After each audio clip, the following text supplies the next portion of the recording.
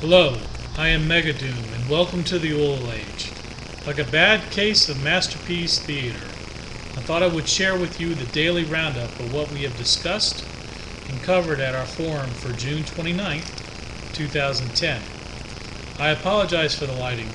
A little nightly message will be enhanced in future videos. First up, Greece.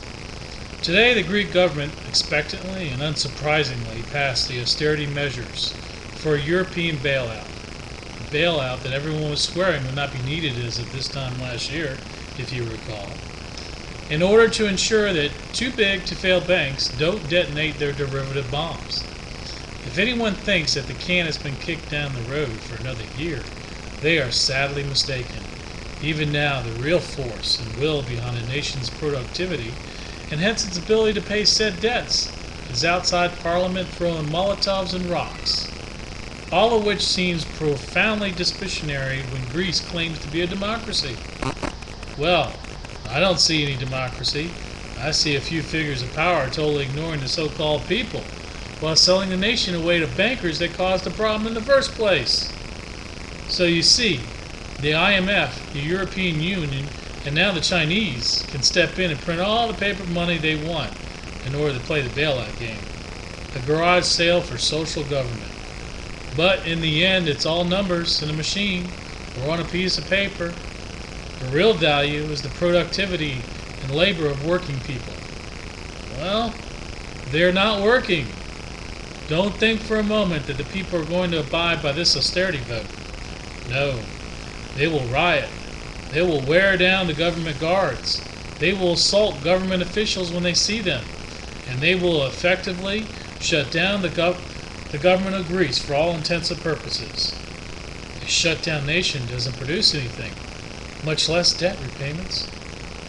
Once it's realized that the people cannot be made to accept anything without using barbaric tactics, similar to what we've seen in Syria, Libya, Bahrain, and Iran, which is to whip out military weapons and gun down unarmed rioters, they can't do that, or the rest of the so-called democratic world would be seen for what it really is.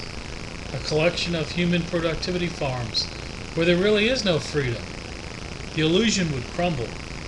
They have to keep up appearances. The Athens police will continue to clash with unemployed angry youth while the politicians fret over their nation's financial sodomy. Greece is destined to default and break apart away from the European Union, probably just months away, and about the time the U.S. starts agonizing over its own debt ceiling. Back here in the States, the White House is feeding the media with political rhetoric over debt ceilings, deficits, and long-term debt. The Fed is totally boxed in, as I predicted for the month of June. There are only two choices, and both of them will financially turn the lights off. That is, one, they can go with quantity easing 3, a very popular choice for zero-hedge enthusiasts and gold bugs, since it pumps liquidity into equities and makes traders blush with sure bets. But this time the bond market will break through critical levels of valuation and will lead quickly to a runaway hyperinflationary event. Ooh, 5,000, maybe higher gold and silver. That means dollars death. That means unimaginable commodity inflation and a frightening set of economic circumstances the world of fiat worship has never seen. We're not talking about the kind of inflation where we see more in our paychecks. No, we'll still see the same paycheck but $20 gas. If the Feds refuse to proceed with more quantitative easing, the market will see several flash crashes and contract by at least 40%. But the calamity doesn't stop there. In the midst of these two crucial Bernanke choices, we have a beltway crucible of historic proportions, where the two philosophical monkey puppets butt their heads against the nation's debt ceiling. No matter what, if you want to play this money game, cuts or increased taxes must be chosen and agreed to in order to do anything about the U.S. debt. But here's the problem. If you indeed do cut spending, then you're also cutting one-for-one GDP. And cutting GDP means contraction. And the kind of cuts required equates to an economic depression. And if we go into a depression, There ain't no way in hell we can pay off our debts. Even better, there is no way in hell we can pay off our debts anyway. Not realistically. We can't keep up with the interest, let alone the principal. This is it, folks. People realize it too. Repeated polls show that Americans are aware to some extent that we're not getting better. They still have TV shows, relatively cheap gas, football games, NASCAR races, celebrity trials, politics to argue over. Oh yes, the flag to salute to.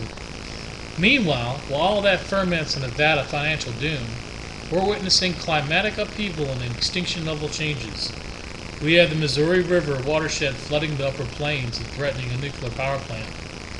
The oil age has a very good thread regarding the situation, but it's largely unknown what will happen today, tomorrow, and the next, as we witness river levels that haven't been as high since the Indians were hunting buffalo. Also, an historic wildfires engulfed much of the Southwest, from Arizona to now New Mexico, where Dust Bowl level droughts inflicting misery on inhabitants, both human and animal alike. We're all crossing our fingers that the fires don't engulf Los Alamos, which has been thankfully evacuated. The first named storm of the Atlantic season has formed. Tropical Storm Arlene, which came across the Yucatan Peninsula and quickly developed, is now threatening our neighbors in Mexico. I was quite impressed with the speed of development. There's even a good chance that Arlene will become a hurricane before making landfall. Only a few more miles per hour on wind speed for it to happen. The Bermuda High is beginning to shift east and will make for a very interesting setup for a central Gulf of Mexico land strike as we get into the season's ripe weeks in August and September. I'm prepared for the eventuality. There's much more going on, and all of which can be found at the Wool Age.